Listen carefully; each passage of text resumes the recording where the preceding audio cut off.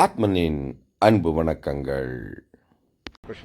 NEET தேர்வு விவகாரத்தில் இன்னும் எத்தனை நாள் தமிழ்நாடு அரசு மக்களை ஏமாற்ற போகுதுன்னு தாவேகா தலைவர் விஜய் ஒரு ட்விட்டர் பதிவு மத்திய அரசுக்கு தான் நீட் தேர்வு ரத்து செய்யறதுக்கான முழு அதிகாரம் இருக்குன்னு இப்ப சொல்றாங்க. தேர்தலுக்கு முன்பாக நாங்கள் நீட்டை ரத்து செய்வோம்னு தேர்தலை சந்திக்க போறதுக்கு முன்னாடி திமுக சொல்றாங்க அப்படின்ற கருத்தை பதிவிட்டாரு. நீங்க நீட்டை ரத்து செய்யற அதிகாரம் மாநில அரசுக்கு கிடையாது. கல்வி தொடர்பான அதிகாரம் மத்திய, அதாவது ஒன்றிய அரசுக்கும் மாநில அரசுகளுக்கும் பொதுவான பட்டியலில் இருக்கிறது. ஆனால் மத்திய அரசு, இந்திய ஒன்றிய அரசு தான் தோன்றித்தனமாகவே இதுபோன்ற நிலைப்பாடுகளை எடுத்து மாநில அரசுகளை புறந்தள்ளி வருகிறது, நசுக்கி வருகிறது.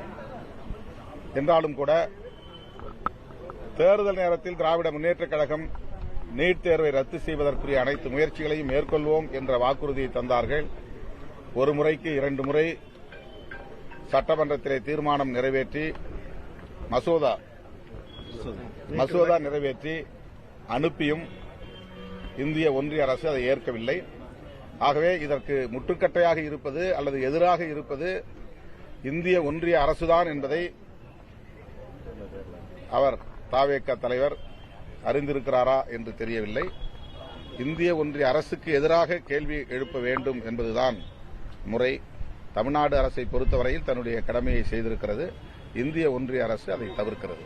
அந்த பதிவுல நீட் தேர்வு ரகசியம் தெரியும்னு இப்போதைய துணை முதலமைச்சர் பிரச்சாரத்தின் போது சொன்னாரு.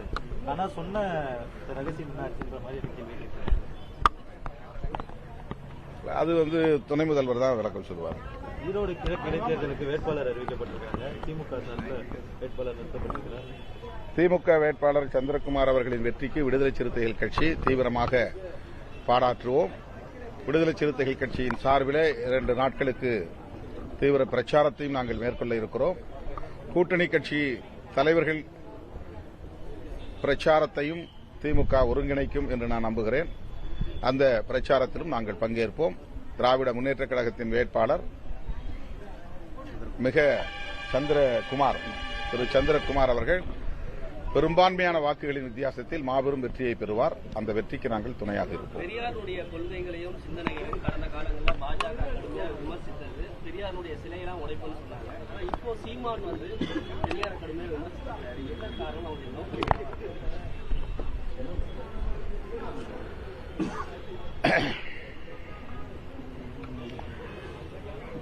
அவருக்கு எதிராக அவரே செயல்பட்டுக் கொண்டிருக்கிறார். தனக்குத்தானே முரண்படுகிறார். இந்த அரசியல் அவருக்கு எதிராகத்தான் போய் முடியும். தமிழ்த் தேசியம் என்பது பெரியார் எதிர்ப்பாக சுருங்கிவிட்டது, அதிர்ச்சி அளிக்கிறது. இதன் மூலம் அவர் தமிழ்த் தேசியத்தை பேசவில்லை, உண்மையான தமிழ்த் தேசியம் அது இல்லை என்பதை அவரே உறுதிப்படுத்துகிறார். தந்தை பெரியார் அவர்கள் உறவுமுறை குறித்து எழுதிய கட்டுரை அறிவியல் பூர்வமானது.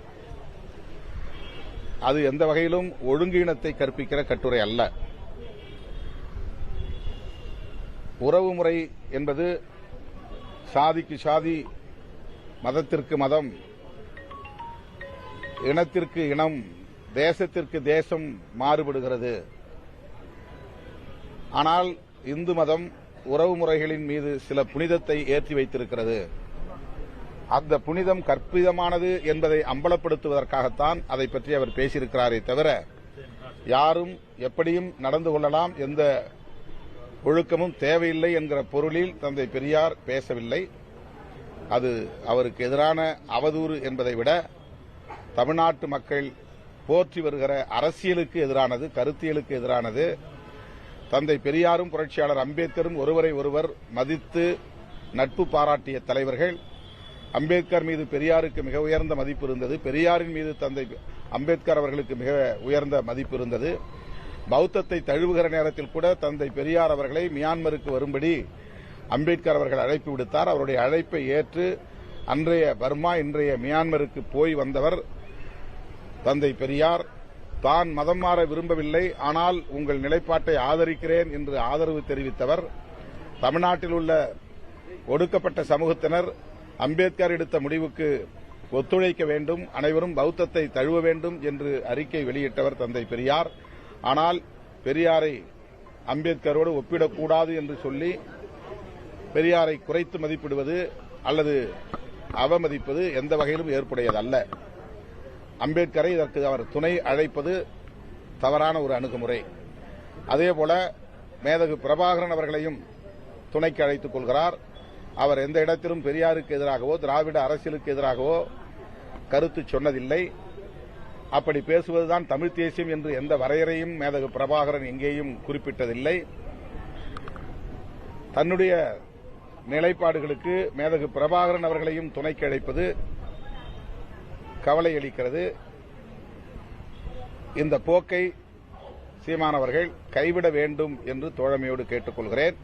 அவரே அவருக்கு எதிரான அரசியலை கையில் எடுத்திருக்கிறார். அது அவருக்கு நல்லதல்ல என்று சுட்டிக்காட்ட விரும்புகிறேன். இது போன்ற அரசியல் தகவல்களுக்கு ஆத்மனோடு இணைந்திருங்கள். நன்றி.